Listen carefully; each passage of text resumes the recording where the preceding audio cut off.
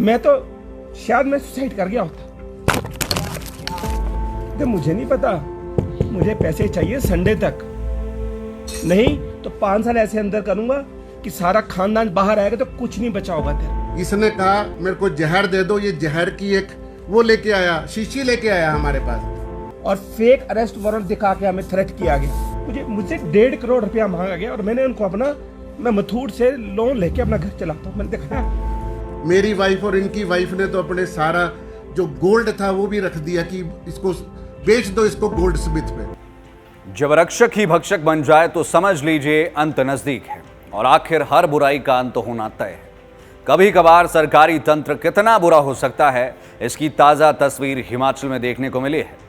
केंद्रीय जांच agency ED के कुछ अधिकारियों ने शिमला में ऐसा खेल रचा जिसकी आज पूरे देश भर में किरकिरी हो रही है। लाखों की सैलरी लेने वाले करोड़ों की चाह में इतने अंधे हो गए कि भगवान का भी डर खो बैठे। खुद को भगवान समझने लगे, लोगों को प्रताड़ित करने लगे, रिश्वत की निजी यूनिवर्सिटी से ऐसी मांग करने लगे कि पीड़ित मरने की कगार पर आ गए। अगर 2-4 दिन भी लेट हो जाते तो शायद ईडी के इन अधिकारियों की वजह से किसी को आत्महत्या भी करनी पड़ती। ये ईडी के अधिकारियों का कैसा रूप है जिसका भूत अब सबको सताने लगा है। ईडी के नाम पर अब लोग डरने लगे हैं। खैर, केंद्रीय जांच एजेंसी ईडी का पर्दाफाश केंद्र की ही दूसरी जांच एजेंसी सीबीआई ने कर दिया और पीड़ितों को कुछ हद तक राहत मिली है। ताजा मामला जानने से पहले इसकी पृष्ठभूमि समझ लेते हैं। हिमाचल में वर्ष 2013 से 17 के दौरान करीब 181 करोड़ के स्कॉलरशिप घोटाले का मामला सामने आया था, जिसमें इन निजी संस्थानों का भी नाम शामिल था। राज्य सरकार के अनुरोध पर वर्ष 2019 में सीबीआई ने निजी शैक्षणिक संस्थानों के खिलाफ मामला दर्ज किया। इसके बाद ईडी में जांच चली। शुरू के कुछ सालों में सब ठीक रहा, मगर आरोप यह है कि जब से सहायक निदेशक विशालदीप सिंह ने जिम्मा संभाला, यानी नवंबर से, तब से निजी यूनिवर्सिटीज के मालिकों को प्रताड़ित किया जा रहा था और जेल में डालने का डर दिखाकर 25 करोड़ की रिश्वत का दबाव बनाया जा रहा था। अब सीबीआई ने ईडी का भांडाफोड़ कर दिया है। आइए अब जानते हैं पूरी कहानी। आखिर हुआ यूं कि सीबीआई में चल रहे स्कॉलरशिप घोटाले की जांच मामले के बाद ईडी ने भी अपनी इन्वेस्टिगेशन शुरू की थी। निजी यूनिवर्सिटी के मालिकों का आरोप है कि ईडी के अधिकारियों ने उनके साथ अत्याचार किया और उन्हें बुरी तरह से प्रताड़ित किया। हिमालयन ग्रुप ऑफ कॉलेज के मालिक का कहना है कि उन्हें ईडी द्वारा यह कहा गया कि 29 कॉलेज यूनिवर्सिटीज इकट्ठा होकर उन अधिकारियों को 25 करोड़ रुपए जमा करवाए यदि वह गिरफ्तारी से बचना चाहते हैं। मालिकों का आरोप है कि लंबे समय से उन्हें प्रताड़ित किया जा रहा था, मां बहन की गालियां दी जा रही थी, यहां तक कि ईडी ने उनके साथ मारपीट भी की। सिसकियां भरते हुए यूनिवर्सिटी के एक मालिक ने कहा कि उन्होंने ईडी के अत्याचार से तंग आकर सुसाइड करने का मन भी बना लिया था। उनका कहना था कि जब भी विशालदीप सिंह उन्हें दफ्तर बुलाता था, हमेशा पैसों की डिमांड करता था और पैसे ना देने पर जेल भेजने की धमकी देता था। मामले में ईडी के 2 अन्य अधिकारी नीरज गर्ग और सुनील कुमार पर भी आरोप लगाए गए हैं।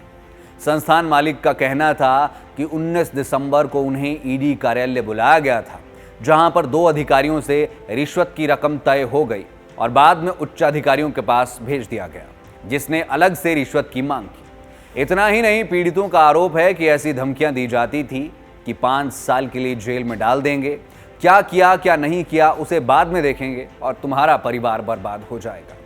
शैक्षणिक संस्थानों के चेयरमैन ने इसकी शिकायत सीबीआई चंडीगढ़ को दी थी। उसके बाद उन्हें जीरकपुर व पंचकुला में तय की गई रिश्वत की रकम के साथ बुलाया गया था, जहां सीबीआई ने पहले से ही जाल बुन रखा था। इसके अलावा सीबीआई ने शिमला के कार्यालय में भी रेड की। आरोपी रिश्वत की रकम लेने के लिए 2 अलग अलग वाहनों में आए थे। उन्होंने पहले जीरकपुर और बाद में पंचकुला से रिश्वत की रकम ली और फरार हो गए। ईडी अधिकारी का भाई विकासदीप सिंह इसमें शामिल था। इससे रिश्वत के 55 लाख रुपए भी बरामद हुए हैं, जबकि मुख्य आरोपी ईडी का सहायक निदेशक विशालदीप फरार चल रहा है। हालांकि अब विभाग ने उसे सस्पेंड कर दिया है।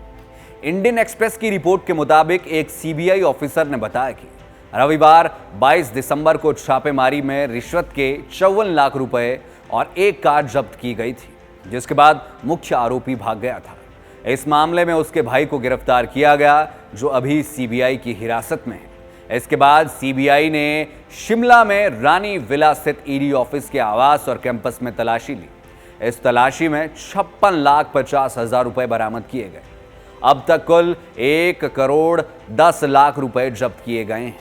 इस मामले में सीबीआई द्वारा ईडी के आला अधिकारी के भाई की गिरफ्तारी के बाद एक अन्य बिचौलियों को भी पकड़ा गया है। इसे सीबीआई कोर्ट में पेश किया गया, जहां से उसे 1 दिन की हिरासत में भेज दिया गया है। मुख्य आरोपी अधिकारी 5वें दिन भी अंडरग्राउंड है और सीबीआई उसकी तलाश में जुटी हुई है। माना जा रहा है कि इस मामले में ईडी के कुछ और अधिकारियों की भी भूमिका है, जिसकी गहनता से जांच की जा रही है। रिश्वत के आरोपों के बाद ईडी ने शिमला सब जोनल कार्यालय में तैनात 2 वरिष्ठ अधिकारियों का तबादला कर दिया है। डेप्यूटी डायरेक्टर कुलदीप शिवाजी को मुख्यालय कार्यालय स्थानांतरित कर दिया गया है। उनकी जगह जीवितेश आनंद को शिमला सब जोनल कार्यालय में डेप्यूटी डायरेक्टर के रूप में तैनात कर दिया गया है। एडिशनल डायरेक्टर विशाल दीप को भी शिमला से मुख्यालय स्थानांतरित कर दिया गया है। उनकी जगह राजीव कुमार को मुख्यालय कार्यालय से शिमला में एडिशनल डायरेक्टर के रूप में नियुक्त किया गया है। रविवार को भी सीबीआई चंडीगढ़ की टीम ने ईडी के शिमला कार्यालय पर फिर से छापेमारी की है। अब देखना यह होगा कि कब तक किंगपिन पकड़ा जाता है और आगे क्या कुछ चीजें निकल करके आती है। लेकिन इस तरह से ईडी के अधिकारियों का ये रूप कहीं ना कहीं बहुत भयानक है, बहुत भयंकर है और इस पूरे इंसिडेंट की देश भर में खूब किरकिरी हो रही है। आपका इस पर क्या कहना है, कमेंट के माध्यम से जरूर बताएं। यदि आप हमें YouTube पर देख रहे हैं तो चैनल को सब्सक्राइब करना मत भूलिए।